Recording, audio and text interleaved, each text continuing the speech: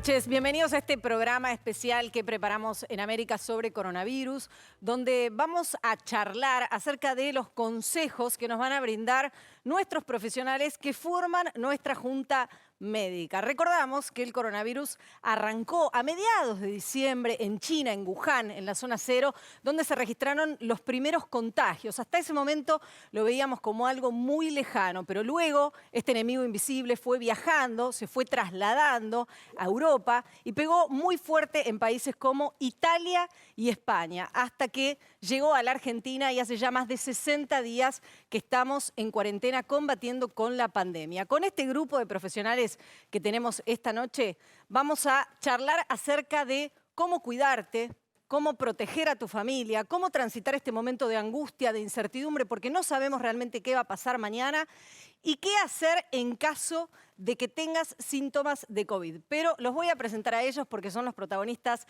de esta noche. ¿Qué tal? Buenas noches, doctor Conrado Stoll, usted es neurólogo. Buenas noches, Conrado. ¿Qué tal, Belén? ¿Cómo estás? Un gusto. Muy bien.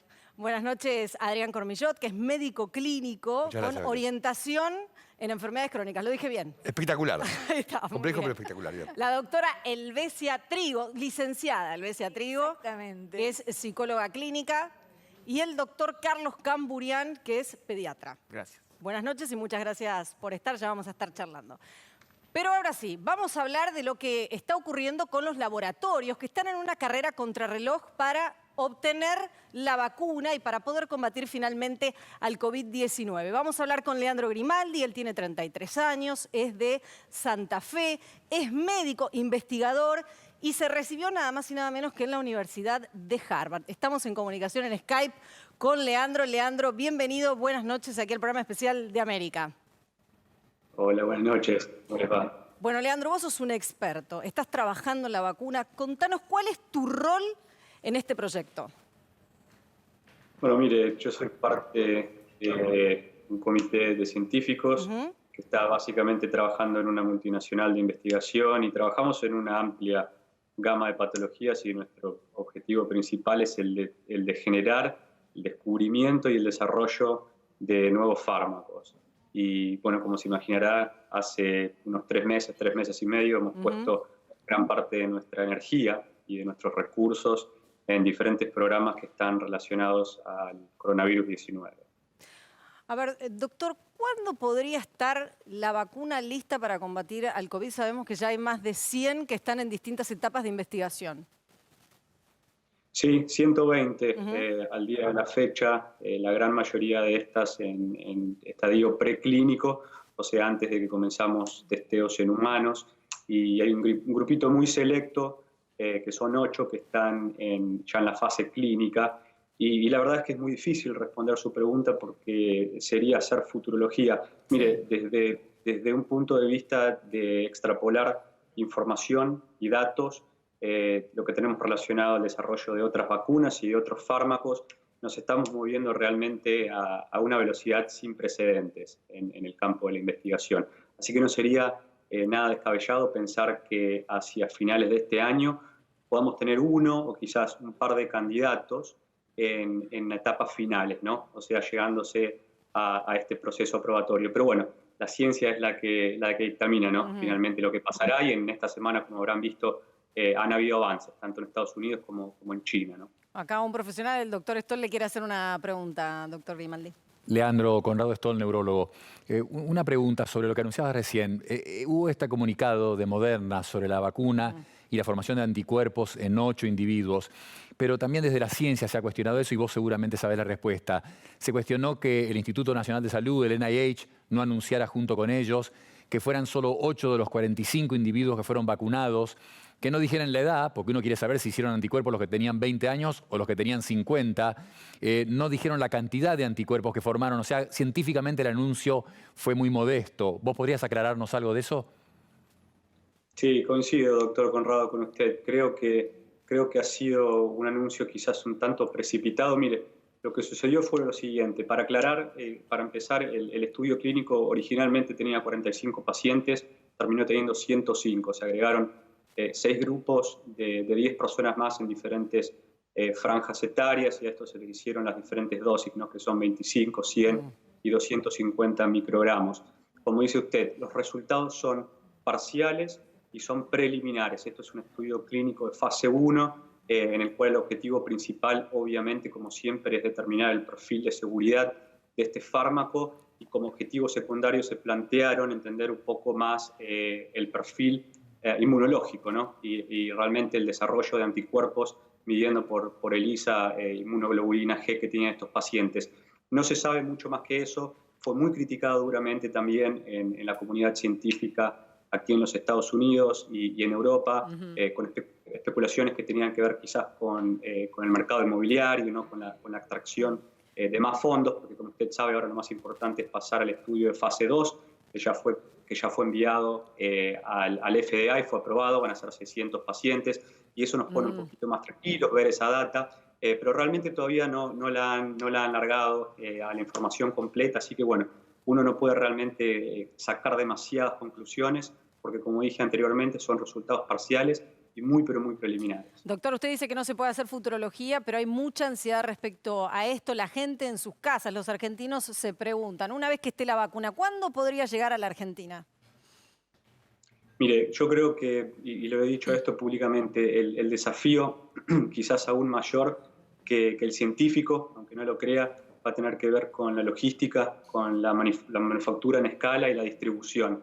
El caso de lo que me preguntaba el doctor Conrado, para utilizar de ejemplo a esta compañía que está aquí en Boston, no lejos de donde estoy yo ahora, ya anunciaron hace unos 10 días, 2 semanas, el CEO salió públicamente a decir que en caso de su candidato, esta vacuna, ser el candidato o el primero que llega y termina pasando el proceso expeditivo de aprobación por la FDA, ya tienen un convenio global a una escala, una magnitud que no se ha visto nunca con Lonza, que es otra compañía que se dedica al desarrollo de agentes químicos, biológicos, y trabaja mucho con compañías de biotecnología y farmacéutica para producir 1 billón de dosis anuales de esta vacuna. Y como se imaginarán, esta compañía que les comento, Lonza, está en el dominio público, tiene diferentes centros de distribución, lo cual haría que sea mucho más fácil. Pero María Belén, la realidad es que yo creo que estamos hablando tranquilamente para mediados del año que viene, para que esta vacuna llegue al 3er y 4.º estrato, ¿no? Sacando el personal de seguridad y el personal de salud, ¿no? y esa población de alto riesgo de la cual siempre hablamos, que son pacientes de edad avanzada, inmunocomprometidos con otras patologías asociadas. Ahora, doctor Camburian, ¿tener la vacuna significa terminar con el virus, erradicarlo? Bueno, en gran parte, ¿no? Primero tiene que estar gran parte de la población vacunada para poder uno pensar que al menos el virus está controlado. No sabemos si erradicado, pero seguramente controlado. Como pasa con un montón de otras enfermedades. Nosotros los pediatras estamos muy acostumbrados a vacunar y a saber que las enfermedades se controlan con las vacunas, de modo que esta es una más de ellas. Yo lo que le quería preguntar por ahí al doctor es, él es argentino y que está trabajando allá intensamente, ¿qué participación tiene la Argentina, digamos, en estos desarrollos de vacunas? Si es con presentación de casos, si es con casuística, si es con datos, o no, o simplemente estamos esperando el desarrollo de allá para tener la vacuna. A ver, doctor.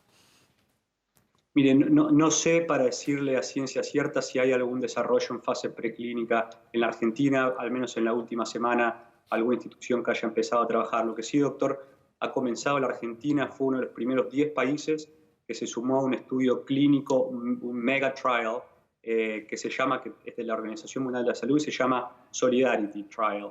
Lo que se está haciendo básicamente es agarrar un par de líneas de nuevas alternativas terapéuticas, tanto preventivas como de tratamientos para pacientes con complicaciones y con sintomatología severa por COVID-19, y realmente se está haciendo un intercambio de información que no se ha visto nunca. Como le digo, cuando se sumó Argentina eran 10 países, hace 2 meses y medio, ahora están, no sé, en el orden de los 110 o 120 países, así que bueno, es un esfuerzo muy grande, y hay que aclarar que no solo es para el desarrollo, el intercambio de datos para el desarrollo de vacunas, sino también para alternativas terapéuticas. Y ahí se ha tratado todo lo que ustedes ya conocen, ¿no? Que ha sido Vox Populi en las últimas semanas. Doctor, y antes de llegar a la vacuna, se está hablando, por ejemplo, en Brasil aplicando la cloroquina, hidroxicloroquina, incluso el plasma. ¿Esto es efectivo? Mire, desde el punto de vista de la investigación y de estos papers, de estos estudios clínicos que se hacen como se debe hacer, de una manera prospectiva, puede ser de una manera observacional o directamente interviniendo con pacientes, no hay ninguna información que avale la utilización de hidroxicloroquina o de cloroquina sola o en combinación con algún macrólido, algún antibiótico, lo que fuere. De hecho, les comento rápidamente, hace pocas horas salió un nuevo estudio en base a esto, y lo interesante es que es un estudio muy grande, es la primera vez que tenemos un estudio muy grande, alrededor de 95.000 pacientes, creo que son 50 o 60 diferentes países, y fueron 15.000 los pacientes que se han ido siguiendo con este cronograma terapéutico, ¿no? Con la hidroxicloroquina o la cloroquina sola o en conjunto con otro fármaco. Y los resultados de este estudio, después podemos hablar de la cantidad de sesgos que pueda haber ahí, pero arrojaron que de hecho la mortalidad y las complicaciones severas de grado 3 y de grado 4 para esta población que había recibido el medicamento, hidroxicloroquina o cloroquina, ha sido mucho más alta que para la población que no ha recibido nada o que recibía otra alternativa terapéutica. Vamos a aprovechar tu presencia a full. Sabemos que estás en Estados Unidos atareado, pero acá el doctor Cormillot, Adrián, te quiere hacer una pregunta. Sí, Leandro, ¿qué tal? Primero, bueno, nada, un orgullo tener a un argentino trabajando en esto, pero quería que, para que la gente que está escuchando, ¿no? Estamos hablando de fases, estamos hablando de experimentos y de tiempos que se dilatan, ¿no? Vos decís, ya tenemos la vacuna, pero no está. ¿Podrías explicar brevemente, desde tus palabras, qué significa estar en fase 1, cómo se va avanzando en la investigación y desarrollo de la vacuna? Y así la gente puede entender por qué hay que esperar tanto si supuestamente ya hay algo encontrado. Eso quería que aclares, por favor. Sí, para la gente. Sí, no, me parece una gran pregunta, doctor. Sí. Mire, para hacerlo lo más simple posible, tenemos en el descubrimiento y el desarrollo de cualquier fármaco, hay básicamente dos grandes etapas. Una es la etapa preclínica, que para que la gente entienda, es todo lo que se hace en el laboratorio. Estamos hablando desde química básica, biología básica, hoy hay muchos modelos computacionales, se utiliza mucho la bioinformática, y después se pasa a la fase in vivo, dentro de esta fase preclínica, que es básicamente el estudio en animales. Y de ahí podemos hablar de diferentes tipos de animales. Cuando se superan con éxito estas fases, a este candidato de droga investigacional, IND, como se llama en inglés, se le da la luz verde para que pase a la fase clínica. Fase clínica es simplemente, bueno, no es muy simple, es compleja, pero simplemente cuando empezamos a trabajar con pacientes, con humanos. Y lo que preguntaba el doctor es muy importante, porque la gente tiene que entender que dentro de la fase clínica tenemos, a grosso modo, tres grandes estadios o fases que son la 1, la 2 y la 3, y así es básicamente como se va moviendo este candidato hasta llegar al proceso de aprobación. Normalmente, y para cerrar la idea que me parece muy importante que el doctor estaba destacando, hay que tener quizás un poquito más de contexto cuando uno dice no puede ser, se está demorando muchísimo esto. El desarrollo de vacunas históricamente se ha medido en años. La unidad de medida ha sido el año promedio, depende de qué tipo de vacuna estemos hablando, 5, 10, 12 años. Así que desde el punto que la Universidad de Wuhan hizo público el material genético de este virus, que habrá sido, no sé, primera, segunda semana de enero de este año, hasta este punto que tenemos un pipeline, como se dice en inglés, un grupo de candidatos cercanos a los 120, es algo que realmente no tiene precedentes en la historia del desarrollo científico y de nuevas drogas en el mundo, ¿no? Muchísimas gracias, Leandro. Un orgullo realmente que seas nuestro representante. 33 años, tiene mi edad, en Harvard el tipo. Siempre hay un argentino, ¿no? En alguna parte. Siempre hay un argentino. Sí, y que nos deja bien representados. Muchas gracias, Leandro. Y éxito con toda tu investigación.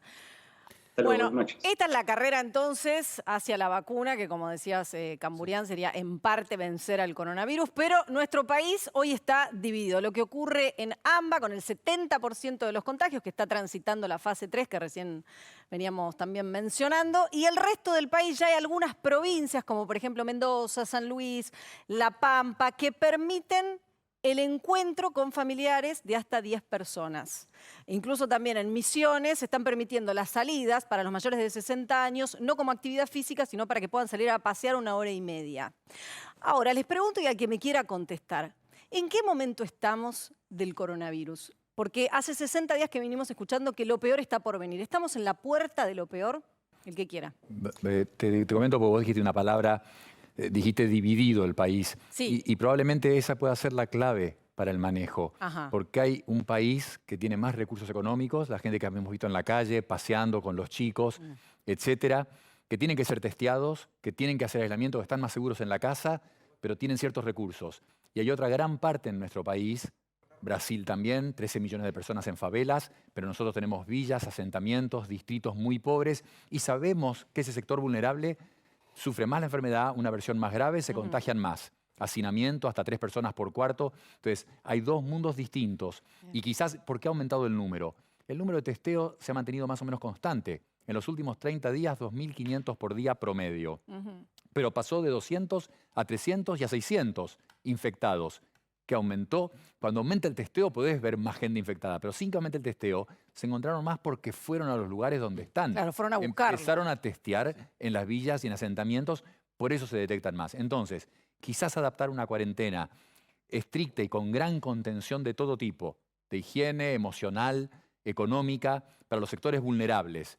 Y otra, para el sector de la gente que puede trabajar en el sector formal y que puede, con las medidas, por supuesto, de distancia física, máscara, etcétera, quizás eso podría hacer que el país se reactive más rápidamente. Esa división de la que vos hablás, que es real, no pasa. En el hemisferio norte es más homogéneo. En nuestro hemisferio, en nuestro país particularmente, hay una gran división. Ay, Camuriel lo veo con ganas de hablar. Respecto de dónde estamos, Sí. digamos, estamos en el comienzo de la plena pandemia, ¿no? En el momento del crecimiento exponencial, que, digamos, quizás tiene que, encender las alarmas, no generar pánico, pero encender las alarmas, porque estos números que hablaba Conrado van a ir creciendo todos los días. ¿Hasta cuándo? No se sabe y no lo vamos a saber. Lo vamos a saber recién cuando al día siguiente tengamos un número menor y un número menor y un número menor. Es como siempre se dice, la montaña está ahí adelante, nos vamos a ir acercando a esa montaña. No sabemos cuán alta es, pero es una montaña. Pero ¿y el pico de contagios cuándo va a llegar? Porque se viene como atrasando. No se sabe tampoco. Eso no lo vas a poder predecir nunca, nunca. Va a llegar sin dudas. El pico es el día que hay más cantidad de infectados. Va a haber un día que hay más cantidad de infectados. Seguro va a haber un día que va a haber más cantidad de infectados. Ajá. No sabemos cuándo va a ser, no sabemos cuántos van a ser. Pero el número está creciendo día a día y en forma exponencial. De modo que ese número seguro va a ser alto. Ahora, Adrián, ¿la llegada del invierno podría complicar la situación? Totalmente, pero quería aclarar algo importante, que cuando uno dice lo peor está por llegar, Sí. ¿no? En verdad estamos hablando de una pandemia, estamos hablando de que tenemos que atravesar un proceso, el cual va a haber más infectados, menos infectados, puede haber un pico pronto, menos pronto, pero que vamos a tener que pasarlo. O sea, es cuando vos, por ejemplo, tenés un paciente que tiene cálculos en la vesícula, ¿no? Entonces, si al hospital dicen, uy, tenés cálculos, vamos a enfriar la vesícula para después sacártela. No está por llegar lo peor cuando le sacan la vesícula.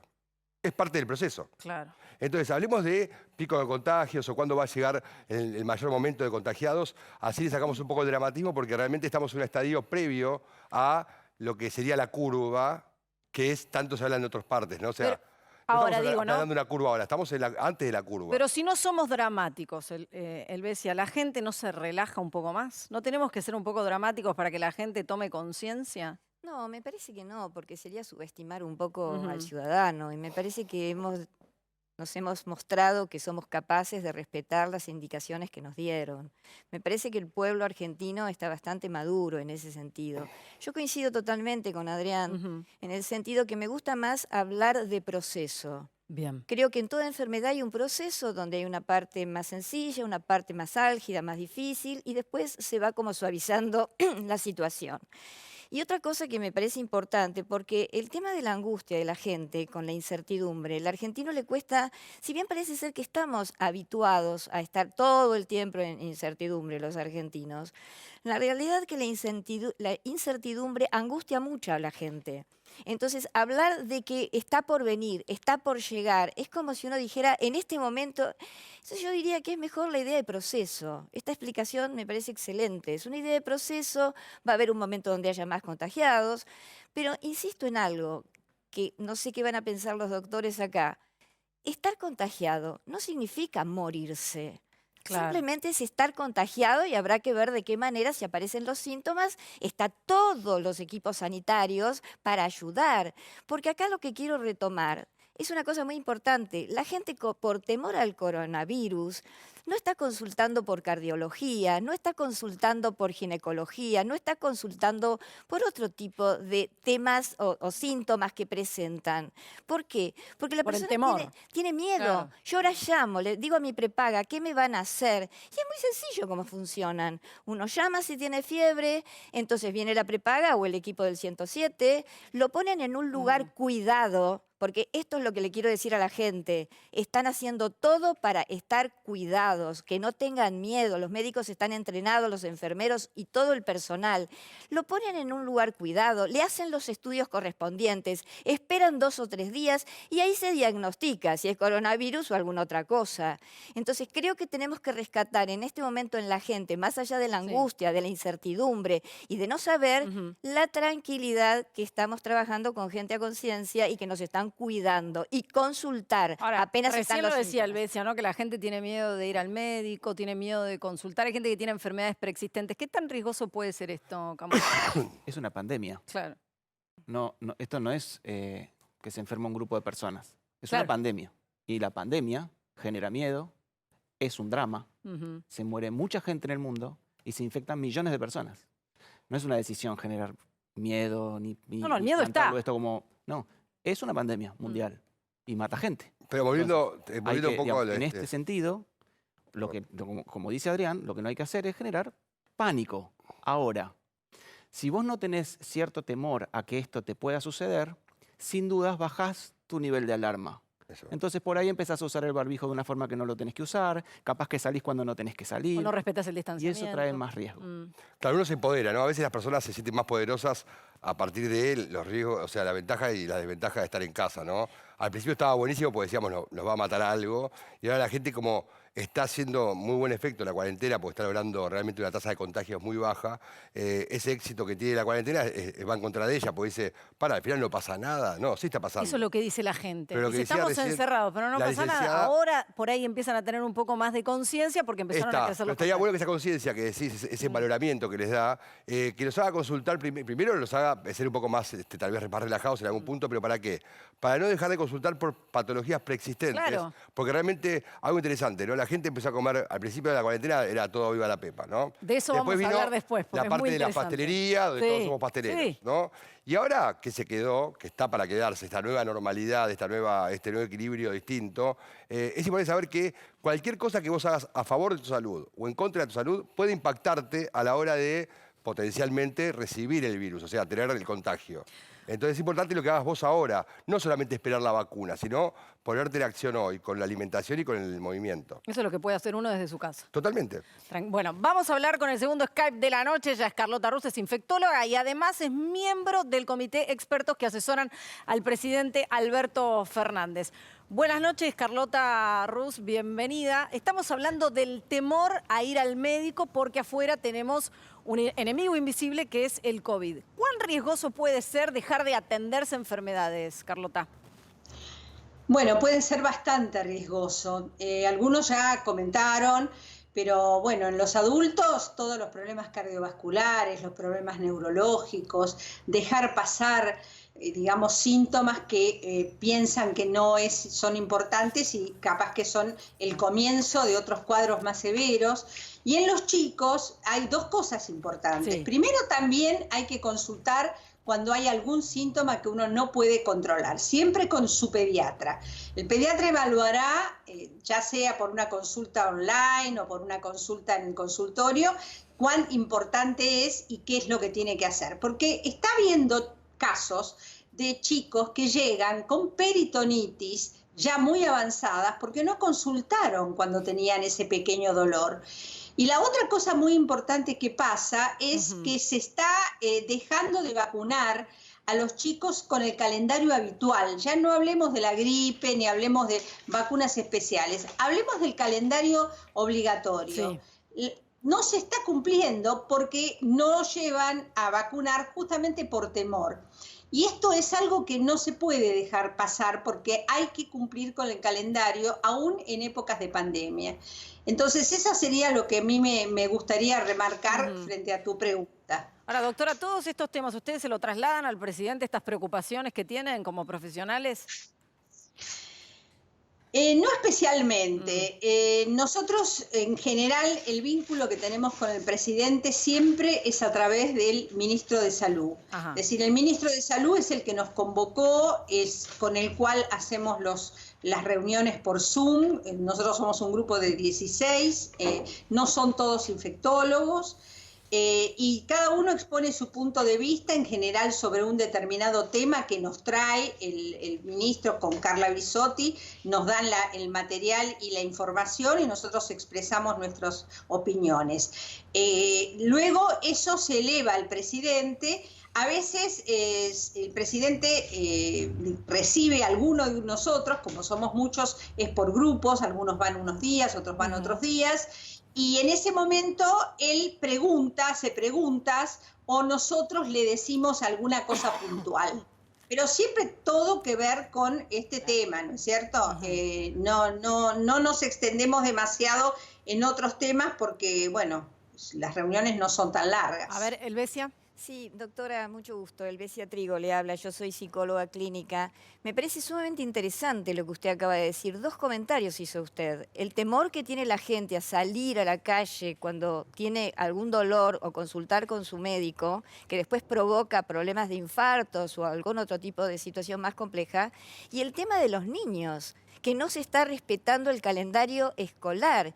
Entonces esto a mí me parece, se lo digo porque soy especialista en las emociones, que sería importante que usted a través del doctor de Ginés le puedan acercar al presidente lo que está pasando realmente con los niños y con la gente que tiene miedo, para que hagan algún tipo de spot o lo que fuera, para contarle a la población que no tengan miedo si tienen síntomas de quedar encerrados, porque en general el ser humano tiene síntomas y le cuesta, llega cuando ya no da más. Esto es así. La prevención en Argentina cuesta un montón y se lo dice alguien que hace cerca de 40 años que hago prevención. Entonces, me parece que lo que usted acaba de decir, la verdad que la felicito, me parecería fantástico que pudiera llegar a oídos del señor presidente. Carlota. Bueno, nosotros lo transmitimos siempre a través del ministro y de Carla Bisotti, y nos contaron que, bueno, se está trabajando en lo que se llama vacunación en tiempos de pandemia, donde hay como una especie de, digamos, movida, vamos a decirlo así, para tratar de explicitar en la población la necesidad de esta vacunación normal que tienen que cumplir todos los chicos, sobre todo en el primer año de vida y luego todos los refuerzos, ¿no es cierto? Se hace mucho hincapié en la vacuna antigripal, pero a veces se deja de lado las otras. Y sí, me parece importante, supongo que el presidente está al tanto de esto. Ahora, doctora, ¿qué tan en cuenta se tiene la salud mental a la hora de planificar una cuarentena? Bueno, no podría decir cuál es el rol específico de la salud mental en ese aspecto. Sí, sé que se está trabajando con grupos, así como nosotros, de expertos más que nada en el área epidemiológica e infectológica, con gente de salud mental. No estoy al tanto de cuáles son las conclusiones y en qué línea se está trabajando, pero sí sé que se está trabajando en eso. Bien. ¿Alguien le quiere hacer una pregunta? No, sí, volviendo al tema de lo que decía recién, lo que no queda claro, o sea, ella hablaba específicamente de los niños, la licenciada, pero hay problemas en algunos pacientes que, o las prepagas o las zonas sociales, que no tienen muy claro realmente si pueden acudir o no a hacer sus controles, ¿no? Le doy un ejemplo concreto. Le doy una paciente que tenía programada una punción de la mama por una cuestión de una sospecha de un tumor, y me decía, no voy, y digo, pero ¿cuándo te tocaba la punción? No, me tocaba tal y no saqué el turno. Bueno, esperá, andá de vuelta, llamá primero, andá. Y bueno, en el transcurso de 1 semana y media se resolvió el tema de la mama, o sea, tuvo la punción, el resultado, todo, y la conclusión de ella fue, había menos, este fue textual, ¿no? Sí, bueno, había menos gente en el sanatorio que en el chino, ¿no? Claro. O sea, como realmente... Pero es real. Entonces, Y yo a los pacientes trato de estimularlos, hacer un paciente con un dolor de muela terrible.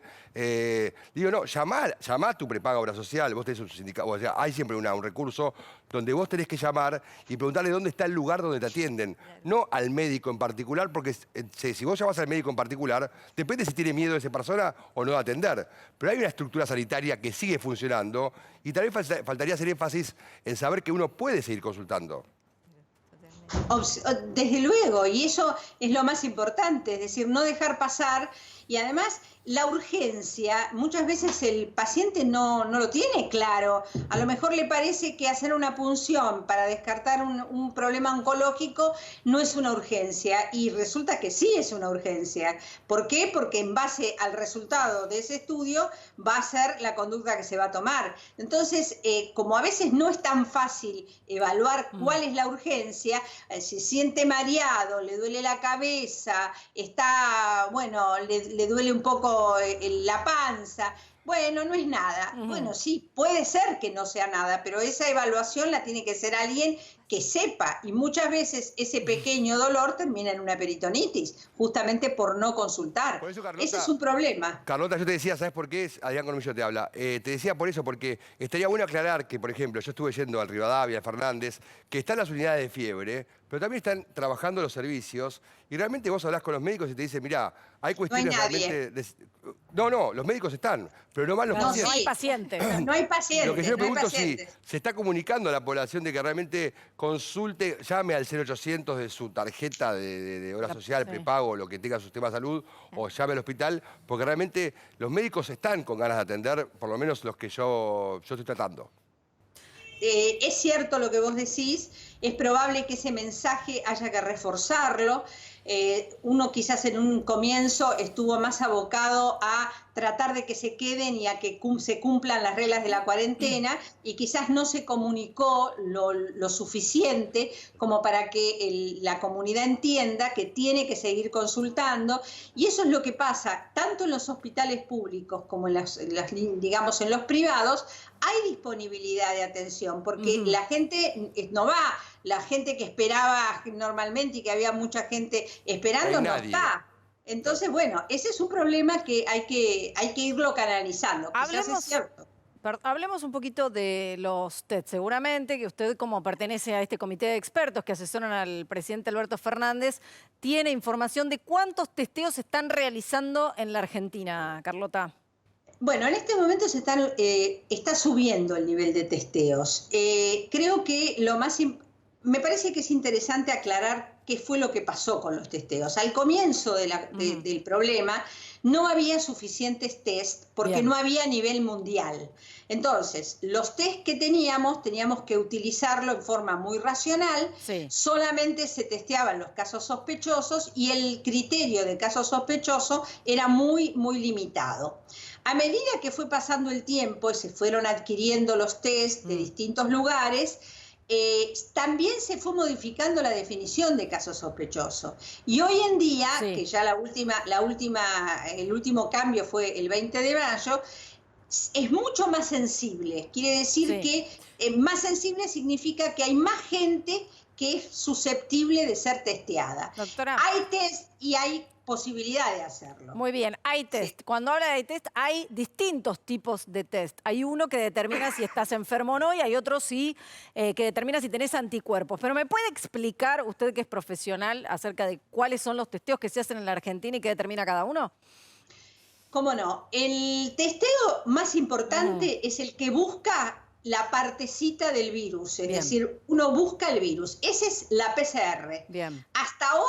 Hasta esta semana, siempre se hizo con la PCR con el método que teníamos, que es un método que demora, es decir, tiene como 7, 8 horas de proceso, necesita cierta infraestructura, necesita un freezer, y más o menos con mucha suerte en 24, 48 horas está el resultado. Doctor Camburian, este es el que se le hace el caso sospechoso. Claro, que como decía Carlota, el caso sospechoso cambió, a ver si ella me puede corregir, pero el caso sospechoso cambió hace muy poquito tiempo. ¿Se acuerdan que antes decíamos, pero corregime, Carlota, si esto es así?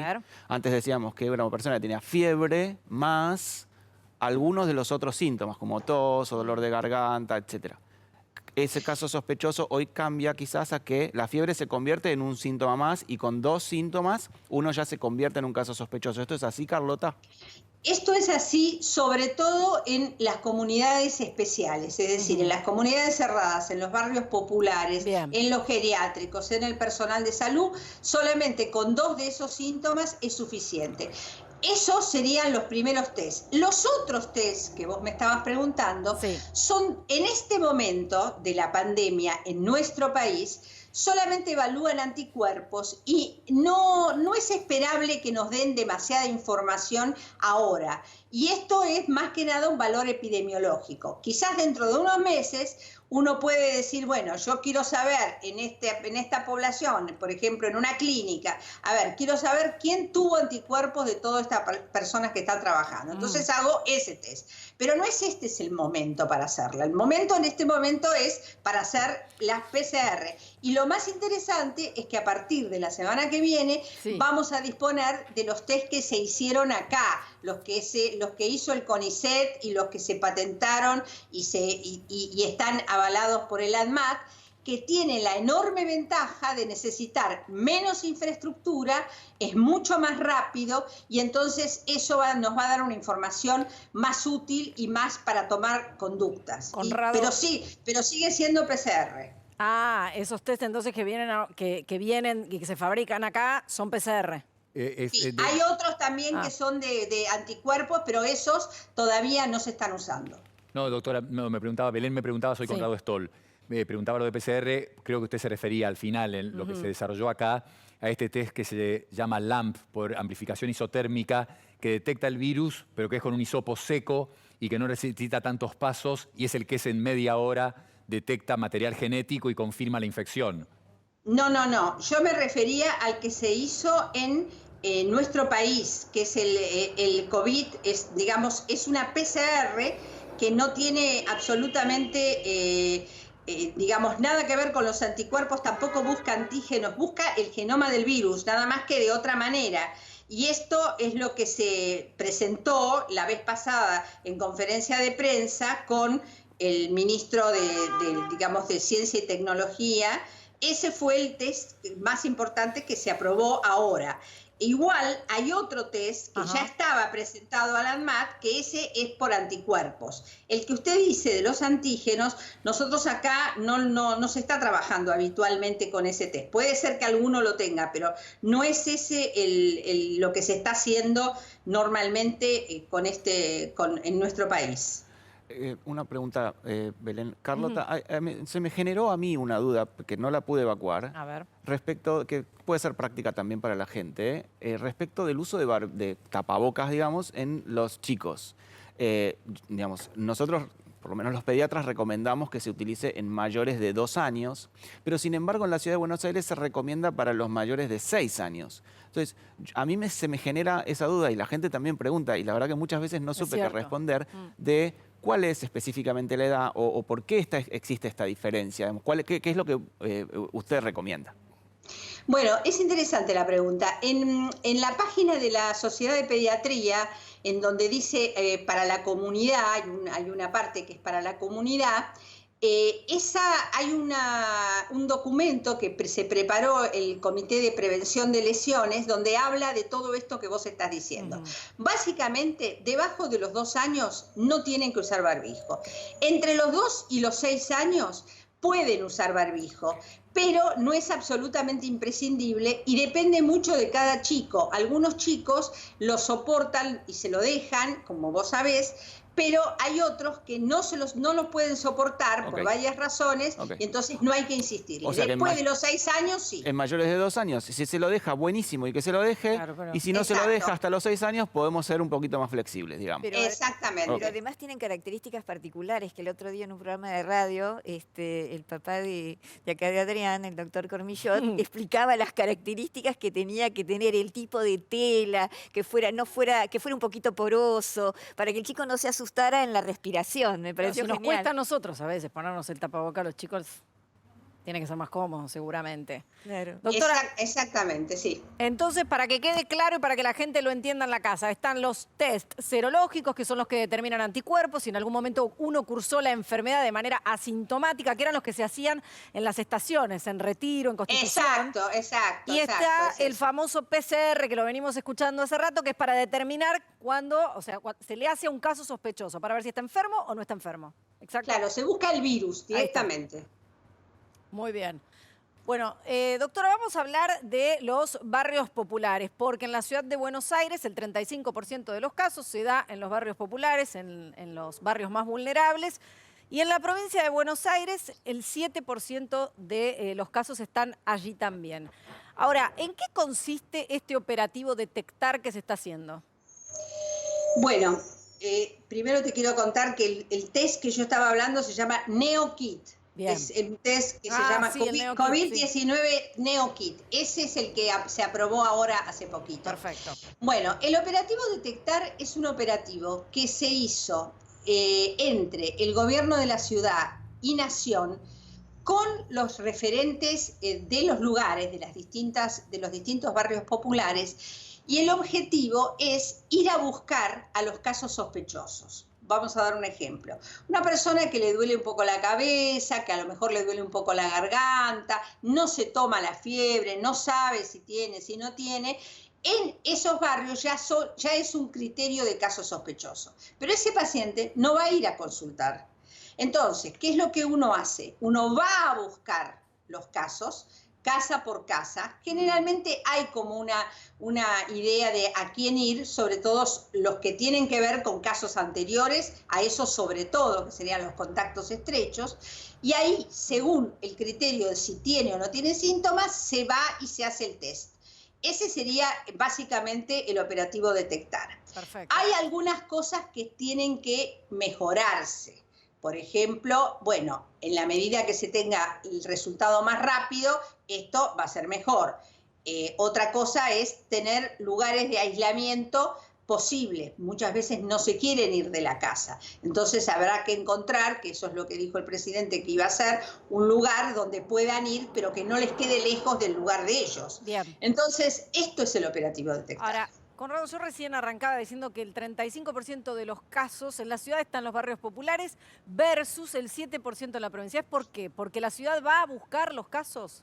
¿Se hacen más testeos? Le estoy preguntando, sí, al doctor Conrado. No, la doctora va a contestarlo mejor, pero cuando uno ve que el porcentaje de positivos en algunas villas ha sido de 20, 30, 40% de todos los test hechos, eso muestra que hay una gran concentración allí y por ahí sugiere, a todos nos consta, cómo el gobierno aumenta la cantidad de testeo y que hay que aumentarlo más porque lo ideal es que el 3-5% de los test que uno hace sean positivos y no que me dé que la mitad de los que estoy haciendo me den positivos. Eso quiere decir que ahí hay una zona, lo que se llama zona caliente. Pero fundamentalmente la población vulnerable. En los Estados Unidos, raza negra e hispanos. En Europa, inmigrantes africanos y inmigrantes árabes, desproporcionado con respecto a los locales. Las personas más vulnerables y con la enfermedad más grave. Aquí en las villas y asentamientos debe pasar algo similar. Bien. ¿Y ustedes como profesionales creen que se está trabajando bien en los barrios vulnerables? Yo creo que hay que intensificarlo más. Yo creo que, bueno, estos operativos seguramente en los próximos días se van a hacer más intensivos, considerando que el número está creciendo de casos, el número de testeos también. Entonces, sin dudas hay que trabajar más y sobre todo en la provincia de Buenos Aires, que hay 1.800 asentamientos, 1.800 villas en donde hay que ir a buscar porque seguramente hay casos, porque la circulación entre la ciudad de Buenos Aires y el AMBA, digamos, existe y está, porque es una sola cosa, ¿no? Y ahí marcás algo que se viene hablando hace rato, ¿no? El tema de que los de Ciudad de Buenos Aires pueden contagiar a los que están en la provincia. ¿Ustedes consideran que hay que limitar la circulación? Esto es digamos, el año pasado la mitad de las camas de internación de la Ciudad de Buenos Aires estaban ocupadas por ciudadanos de la provincia de Buenos Aires. Entonces, empezar a hablar de cerrar, de limitar, ojo, no vaya a ser cosa que cerremos y que no tengamos camas en la Ciudad de Buenos Aires para internar pacientes de la provincia de Buenos Aires. Claro. Esto es una sola cosa y es un solo país por más que esté epidemiológicamente dividido. Uno no contagia más que otro. Acá lo que contagia es la circulación y el germen. Claro. ¿Todos piensan lo mismo? En la catástrofe que hubo en Estados Unidos, tomaban Nueva York y Nueva Jersey, y Massachusetts, el estado de Massachusetts, como una sola cosa. No ponían límites o fronteras porque una ciudad se llame o un estado se llame distinto que el otro. Veían en qué áreas había la mayor incidencia, el mayor problema, y eso lo trataban como una unidad. Claro, yo quería hacerle una pregunta también a Carlota. Mucho gusto. Sí.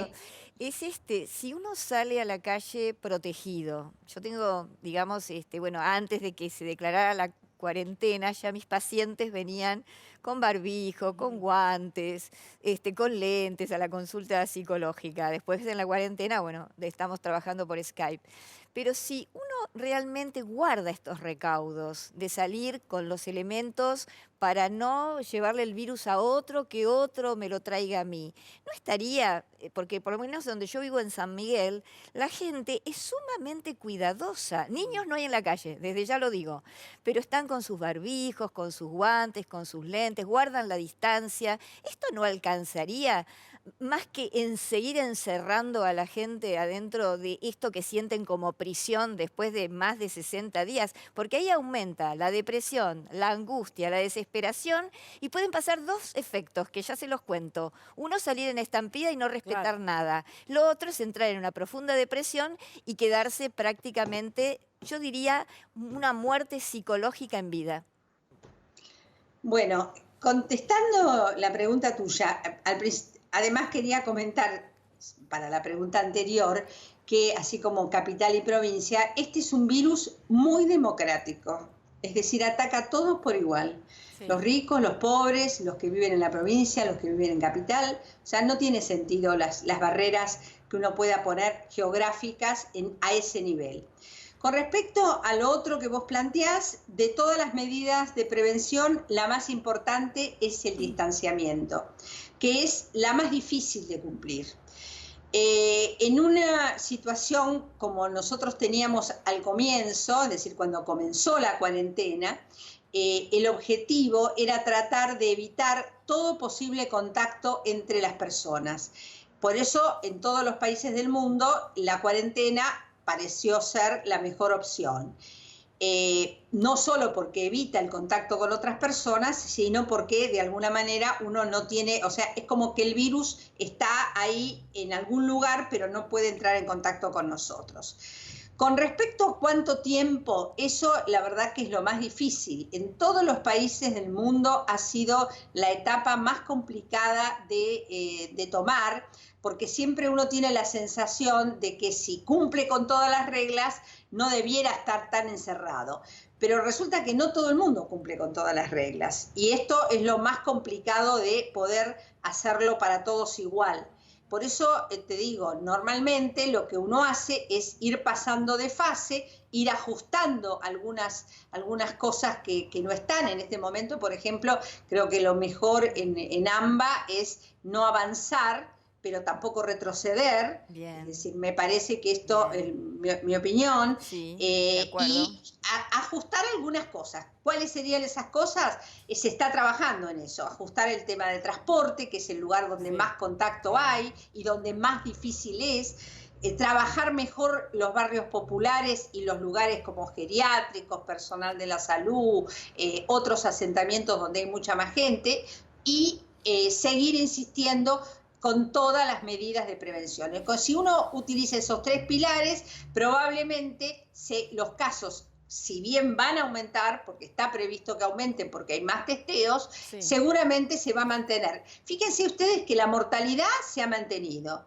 La otra cosa que se ha mantenido es la disponibilidad en los hospitales y en los sanatorios y en las terapias intensivas. Si uno mantiene ese nivel, probablemente, aunque suban los casos, esos casos no son graves y el sistema los puede tomar. Doctora, y nada más, digamos. ¿Usted quiere decir entonces que el sistema sanitario argentino está preparado para un eventual pico de contagios, de casos? Porque, por ejemplo, en Chile, en la región metropolitana, ya tienen el 90% de las UCI, las unidades de cuidado intensivas, colapsadas. Y es un país que es vecino, que es cercano. Bueno, justamente nosotros lo que hicimos durante la cuarentena es reforzar el sistema sanitario. El sistema sanitario nuestro no era bueno, eso lo sabemos todos. Entonces, ¿qué se hizo? Se reforzó. Usted me dice, ¿está totalmente reforzado en todas partes? No, probablemente no sea esto homogéneo, pero sí está mucho mejor que cuando empezamos. Seguro. Entonces, esto va a significar, y además va mejorando, porque de alguna manera se están adquiriendo muchas cosas que deberían haber estado antes también. Entonces, me parece que justamente el sistema sanitario es lo que nos indica a nosotros. Cuando empieza a saturarse, como en Chile, por más que ellos hayan tenido tantos testeos y parecía que las cosas estaban mucho mejor que nosotros, no importa eso, pero el sistema sanitario se saturó rápidamente. Quiere decir que o no habían preparado el sistema o los casos fueron mucho más graves. Doctora Rus, muchísimas gracias por esta comunicación muy amable, muy dinámica, muy gráfica. Ella es infectóloga y además es miembro del comité de expertos que asesoran al presidente Alberto Fernández. Pero ahora la producción armó unos gráficos con mitos y verdades. Mitos y verdades sobre el COVID.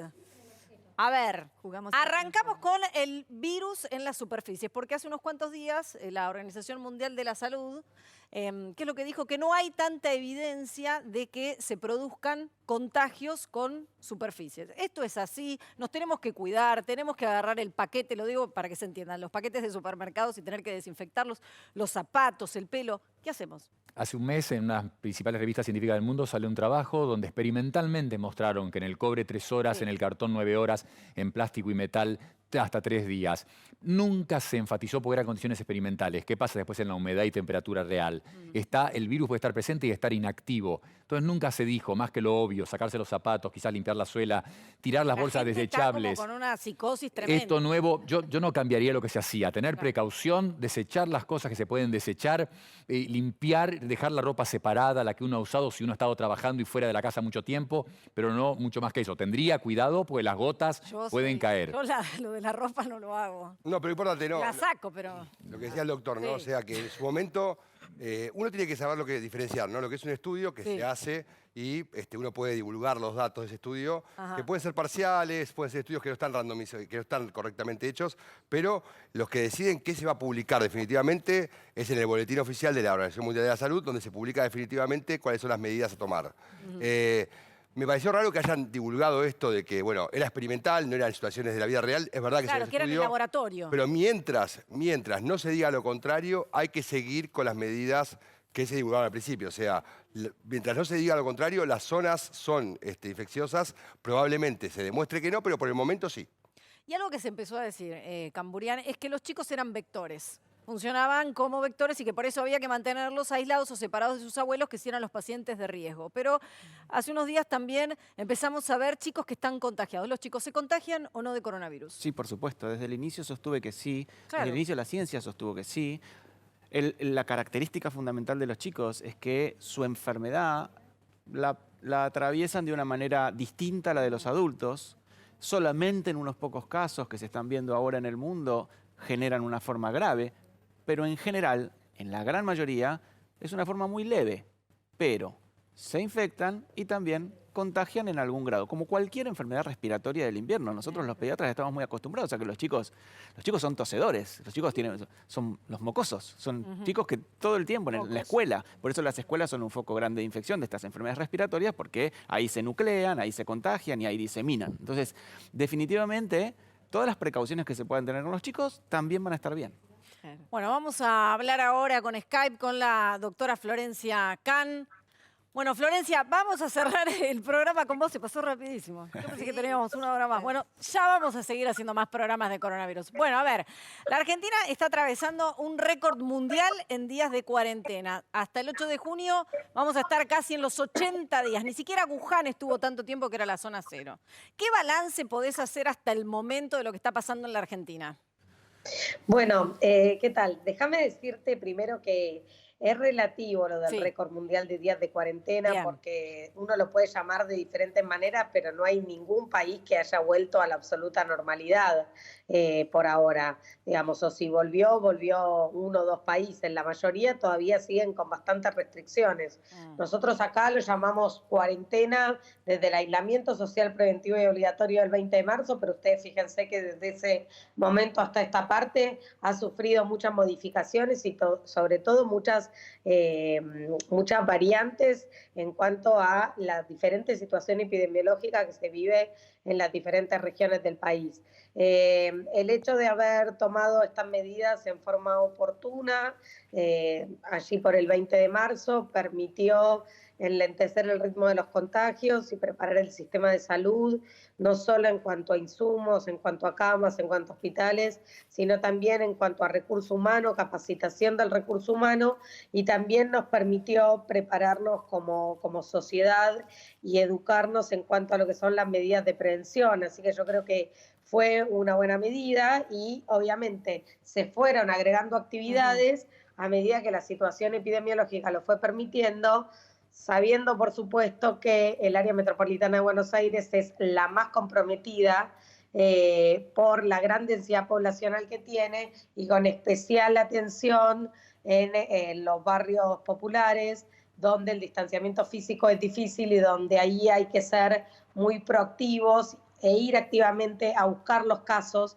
y no esperar que los casos vengan al sistema. Florencia, bueno, me quedo entonces con la sensación de que vamos bien, vamos por buen camino, entonces. Sí, bueno, decir que vamos bien es difícil porque tenemos más de 400 Estamos haciendo las cosas bien. Y por supuesto, pero digo, si uno se pone en perspectiva de lo que pasa en otros países del mundo, Argentina está yendo bastante bien.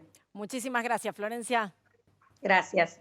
Bueno, vamos terminando el programa. Me hubiese encantado también hablar de la alimentación, que para mí es fundamental, porque cómo cambian los hábitos estando en cuarentena. Brevemente. Sí. O sea, todo lo que hagamos ahora en nuestra alimentación y nuestro movimiento, lo que hagamos hoy puede impactar muy positivamente en la evolución de un eventual contagio. O sea, no hay que dejarse, no hay que esperar la vacuna y decir, bueno, me quedo esperando la vacuna comiendo pizza.